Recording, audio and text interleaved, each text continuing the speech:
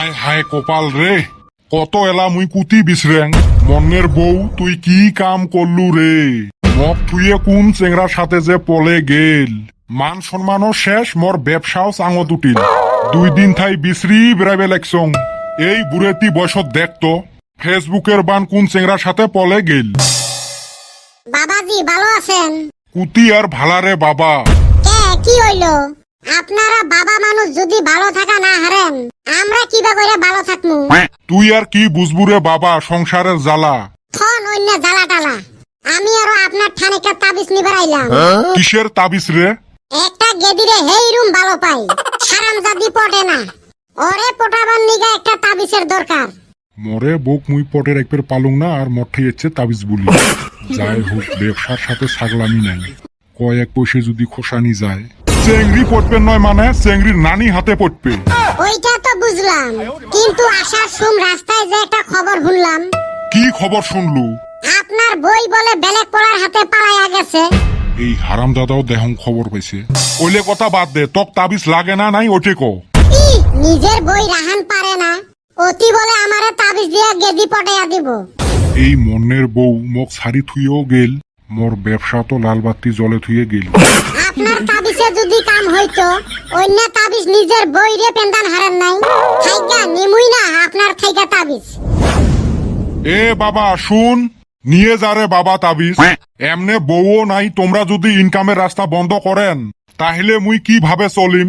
ঢেউ মনের বউ মোর জীবনটাই তছনছ করে দিল। যাং অল্প বউটাকে বিছরেং। এই এত দাম দিয়ে তরমুজ কিনি আনি ছালগুলে ফেলে দিবে রে মন না যায়। ছালগুলে যদি কিবা ব্যবস্থা করি খাওয়া গেল হয় তাহলে হে লাভ হইল হয়। না শোনা লাগবে তরমুজের ছালগুলের কিবা আঞ্জা আছে না নাই। তরমুজের ছালের কত লাভ আছে।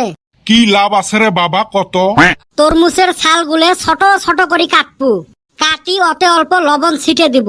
অমনে কি খাওয়া আঞ্জা হইবে? এলাও তরকারি হয়ে নাই। ক তাহলে লবণ ছিটি দিয়ে এক টুকরে করি রাস্তার থাকি ঘরের ভিতরে পর্যন্ত ছিটি দিব। তারপরে তুই ঘরের এক কোণাত লাহে করি বসি থাকবো। খানিক পরে দেখবু রাস্তাত ঘুরি বেড়া ছাগল গুলে তরমুজের টুকরে গুলে খাওয়া আরম্ভ করছে। এরম করি খাইতে খাইতে ছাগল গুলে ঘরের ভিতরে পর্যন্ত আসবে। যেই ছাগল গুলে ঘরের ভিতরে পর্যন্ত আসবে, তুই লাহে করি ঘরের দরজাটা বন্ধ করে দিব।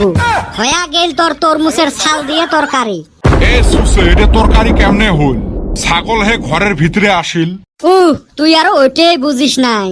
ছাগলটাক ধরি জব করি রান্দি খাবো, হইল তোর মাংসর তরকারি। হায় রে সুসে রে, মনে হয় বাদাম পিঠে করি দেন। দেখ তো মুই ভাবছং হয় বুঝি কিবা ভালা কথা কইবে।